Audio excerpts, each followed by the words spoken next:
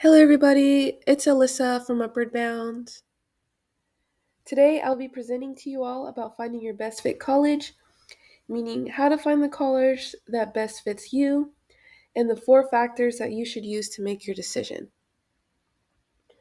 After watching this presentation, you all will complete the following assignment and receive credit for today. So let's go ahead and get started. In the US alone, there's close to over 4,000 different colleges and universities that offer degrees. That's a lot of schools that you could choose from. So it's important that you review these 4 different factors to determine which one is right for you. For anybody that wants to go to college and university, there is a campus that fits them just right. So, what are the 4 different factors that you should be utilizing when making a determination on where you should go to school? Well, the first is academic match. The second is affordability. The third is personal preference. And the last is institutional offerings.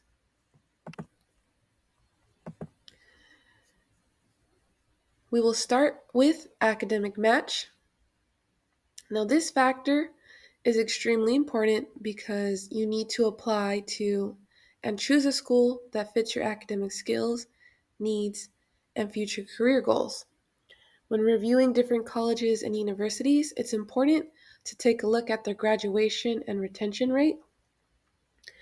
You want to be looking at if most students return after their freshman year to that institution, and do most students graduate on time? What is the graduation rate? And that is because that gives you an idea of what resources those institutions have for students that could make and affect your success at that school. So it gives you an idea of how successful you might be if you attend that institution. The next thing you should look at academically when reviewing a school is major. Does this college that you're interested in offer a wide variety of majors? And does it specifically offer the major that interests you? Different colleges specialize in different majors and different career tracks, so it's important that whatever career you want at the end of finishing school, that school you're applying to has a path for that. For example, if you wanted to major in biomedical engineering, you need to make sure that school you're applying to offers a track for that if it's a very specific type of degree or a very specific type of career track. And then, of course, you want to review how your SAT, ACT scores and GPA compare to those of enrolled students. So to dive into that a little bit more, when reviewing your GPA and scores at different colleges and universities, you can fall into 3 different categories academically. If you're applying to a school and your class rank and test scores are below average for that school, we would call that school a reach college, meaning if you were to apply there, there's no guarantee that you would get accepted. Does that mean that you should not apply there? Should that discourage you from applying there? No, absolutely not. But what it does mean is that since there is not a guarantee you will get accepted there, you need to make sure that is not the only college you apply to, that you apply to other colleges to give yourself other options and other avenues to attend an institution of higher education. So on the opposite side of the spectrum, you could apply to a school where your class rank and test scores are well above average for that school. That's what we would call a safety college.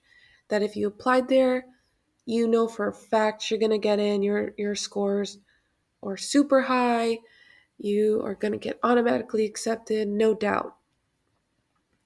And then you might have where you fall right perfectly in the middle, where you're applying to a school and your class rank and test scores are at or above average for that school.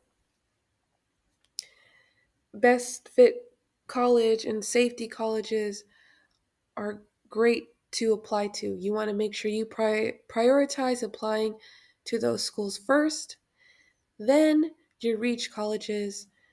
That way you have given yourself enough options of different schools that you will be accepted to and be able to review after you get accepted.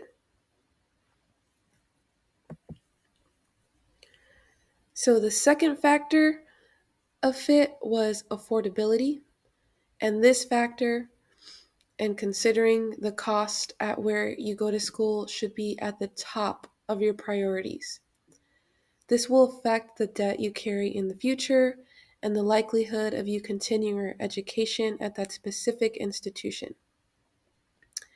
We all know that college and university can be very expensive, but there are a lot of schools that offer great financial aid to students. There's a lot of scholarships.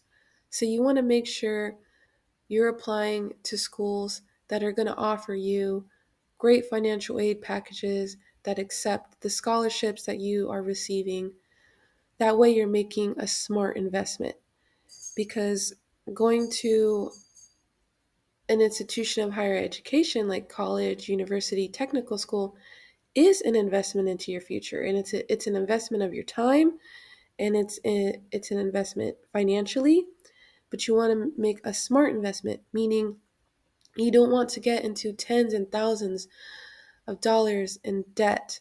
You want to be able to set yourself up to where you're going to school with little to no debt, that your investment and your payout for your education is a good one.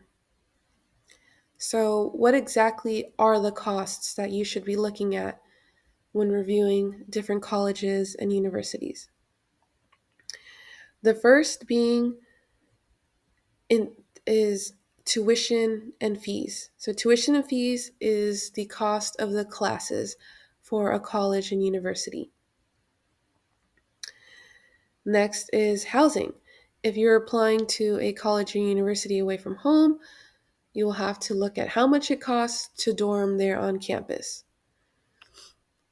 With that, also, you'll have to consider meal plans. If you're going to be living in a dorm or apartment housing, any type of on campus housing, universities and colleges typically require you to get the on campus meal plan.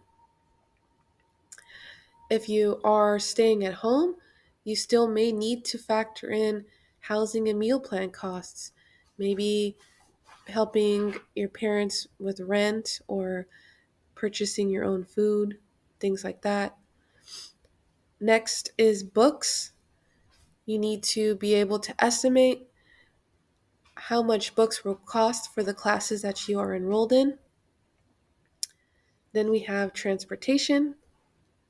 If you are living at home and commuting to school every day, how much will you be spending in gas? How much will you be spending going to work? If you're on campus, how much will you be spending going back home to visit your family or going to work, etc.? Then we have personal expenses. So this could be things like medical expenses, or how much money you spend on clothing every year. Those are things to keep in mind that you will be having to pay for yourself throughout the year.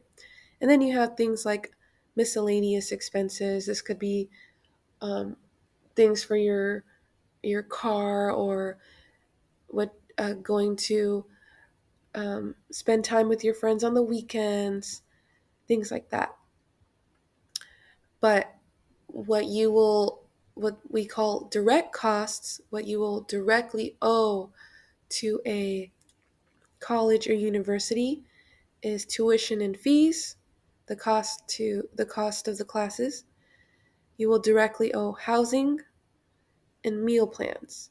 Everything else is very much person by person, but and are indirect costs of you going to school, but what you will owe directly to colleges and universities are cost of classes, housing, and meal plans.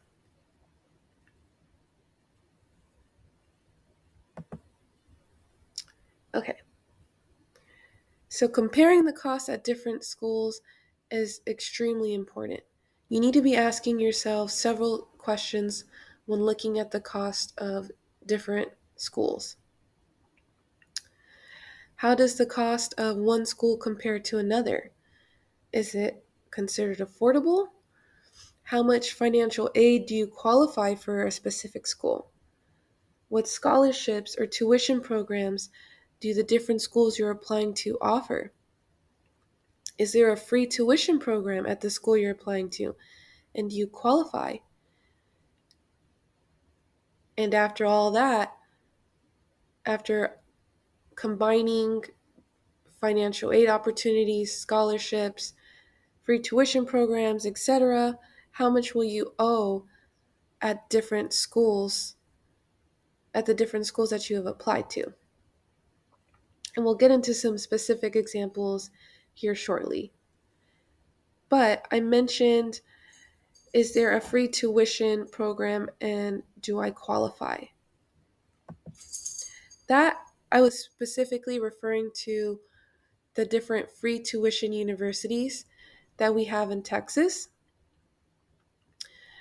We've seen a lot this summer, so you guys probably remember us talking about it with you guys, but if not, we're going to review it quickly because it is super important.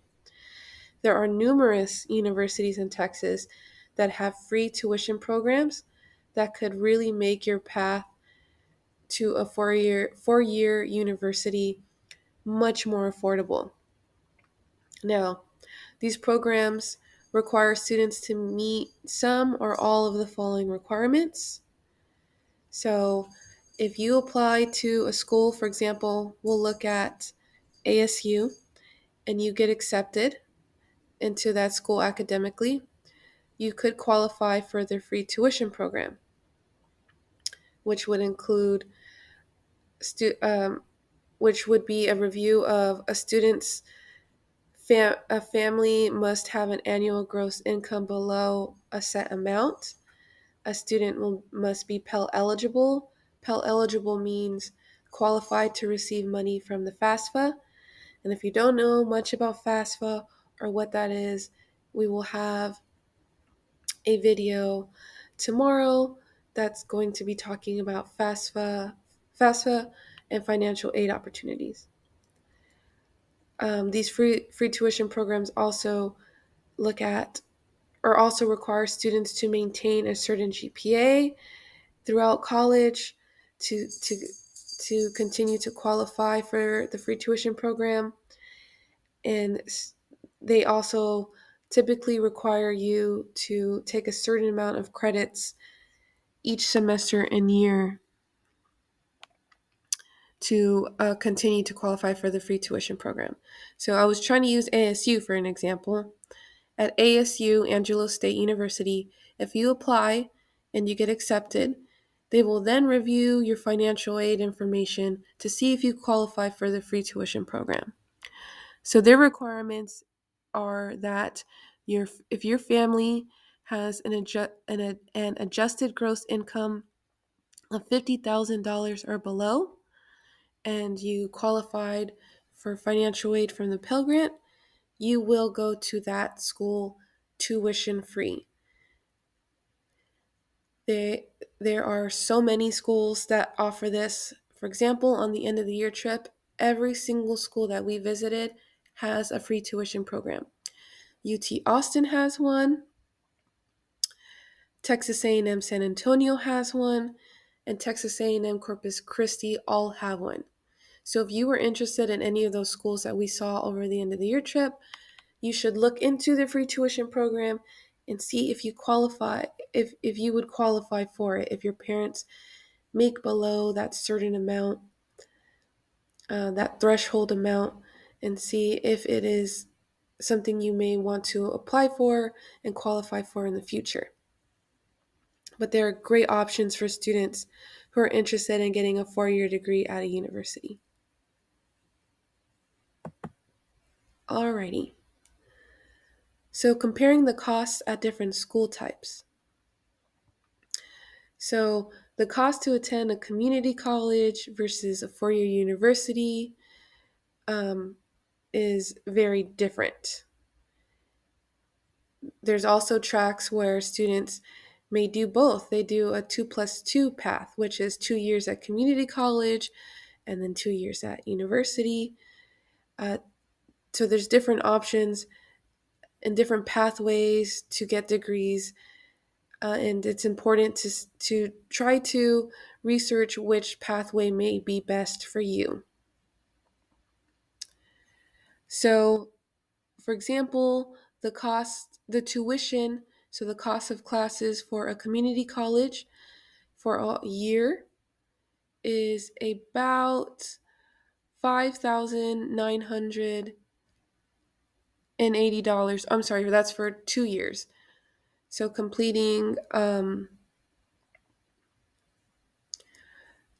complete a 2-year community college associates program, the tuition cost is around $5,980 versus at a 4-year university, it estimates to around $41,336 in tuition for 4 years. And then if you were to do the 2+2 program, it would estimate around $26,648.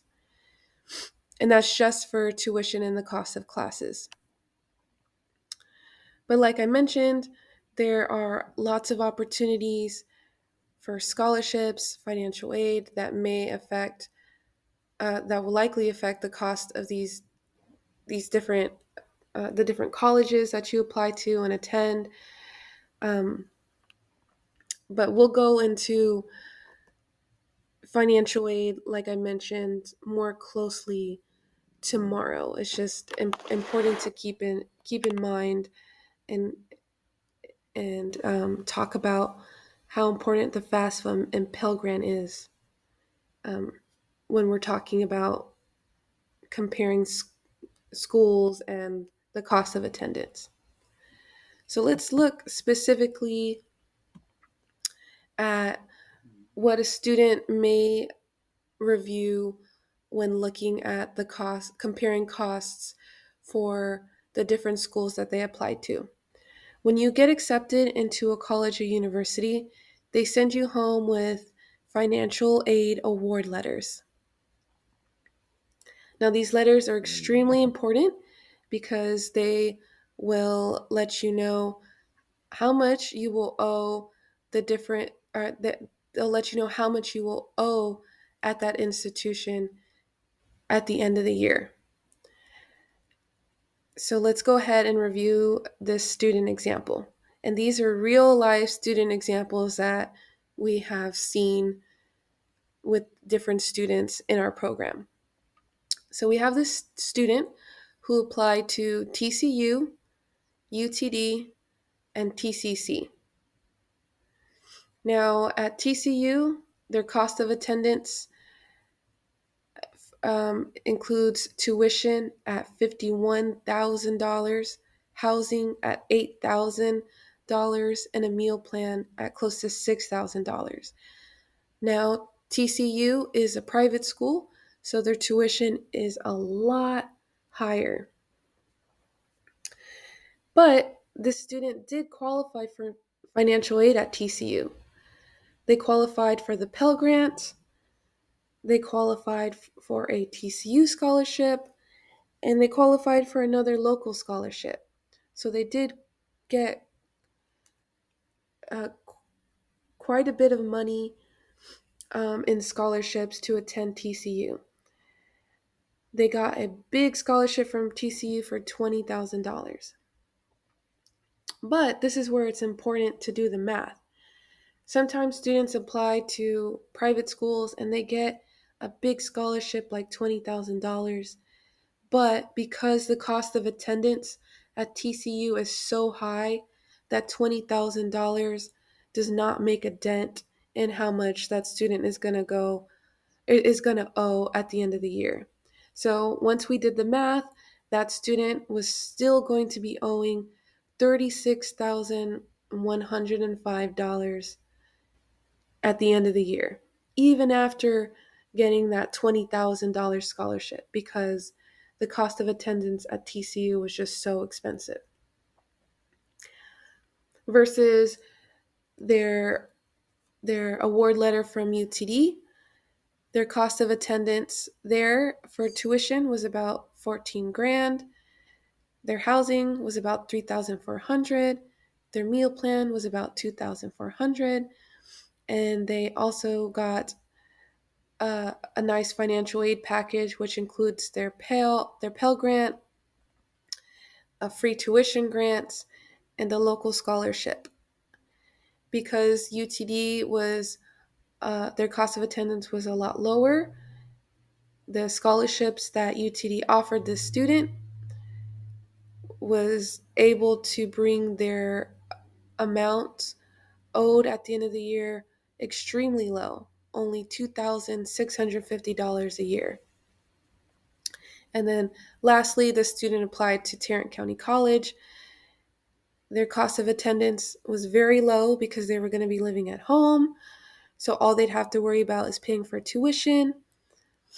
They had their Pell Grant money, they had their local scholarship money, and instead of owing, they actually would be paid back money, around almost $6,000 if they went to TCC. They call that a refund check.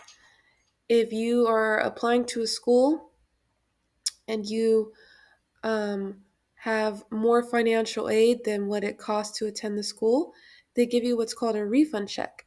And that money could be used for housing for yourself, for food, for any resources necessary to attend school. If you don't have a car, it could be used to buy a car. So, in all, this student has two really good options. Going to a four-year university for only close to $3,000 a year, that's very affordable. That student could do work study, have a small part-time job, or take a small loan and go to UTD just fine. That would be a smart investment. If they went to TCC, another smart investment. They could keep that money back off from that refund check and save it for if they want to eventually transfer to a four-year university. Another great option. TCU, on the other hand, wouldn't be that great of an option for the student financially because they would be owing an astronomical amount of money. Now that's I don't and I these are real life examples. That is not always the case. If you want to go to a school like TCU that is a private school, this should not discourage you from applying because there are students who do apply and do get extremely huge scholarships. We've had an Upward Bound student who got a scholarship for $100,000 that covered everything. So this is not to discourage you from applying to certain types of schools. These are just real life examples of financial aid award letters that we have seen students get in the past. But to close out the importance of cost, as we mentioned earlier, this should be at one of your top priorities. Because again, going to college or university is an investment into your future, and it's important that it is a smart one. Alrighty. So the next factor of fit, or the last factor of fit, is reviewing a school for personal preferences. So after you've applied to different schools and got accepted, you reviewed how they match you academically, you reviewed how they matched you financially. Oh, I'm sorry, this is not the final one. This is the third one. But after you've reviewed a school and how it matches you academically and financially, you could begin to look at other things like personal preferences, like what kind of campus life do you want? What kind of location do you want? Do you want to be on a more rural campus or a more urban campus? Do you want to be on a really large campus or a smaller campus with less students? Do you want to for sure live on campus, or are you preferring to stay at home your first year? Are you wanting to go far from home or stay close to home? Those are different things that you could review in making a decision between different schools that already offer you great financial aid and match you well academically. Alrighty, now this is the last factor of fit when reviewing different colleges and universities, and that's institutional offerings. Does the school that you're applying to offer nice technology, lab facilities, and libraries for students? What is the faculty and student ratio like at that campus? And what resources are available? Does the campus offer free tutoring? Do they have an Upward Bound program? Or I'm sorry, the college version of an Upward Bound program, like SSS, like Student Support Services? Do they offer um, any sort of aid or help for first generation students? Do they have good work study programs? Things like that. Um, After, like I've said before, for personal preferences, after you review a school and how it matches you academically and financially, if you have two schools that both are offering you great financial aid, have your major, have a great career track for you, and you're neck and neck choosing between those two, that's when you would want to look more in depth into your personal preferences and more in depth into those institutional offerings to make that final decision between those schools that are neck and neck. So now let's go ahead and look at some examples. These are real life examples that we've had with students and helping them find the school that fit them best. So, for example, we have the student, Jane. She was applying to school with the following class rank. She had the following scholarships, a Pell Grant. She had Pell Grant money, $5,500. She had scholarships that amounted into about $16,500. And she wanted to go to a school to broaden her horizons and didn't mind being away from her family. And she wanted to become an engineer someday. She ended up applying to a lot of schools, but found that UT Austin was the best option for herself. UT Austin had a great engineering program. She fit academically and got accepted automatically into the school. It was not too far from home for her. It was a nice campus size for her. And then, most importantly, it was affordable for her. The total cost for her to attend UT was around $24,000.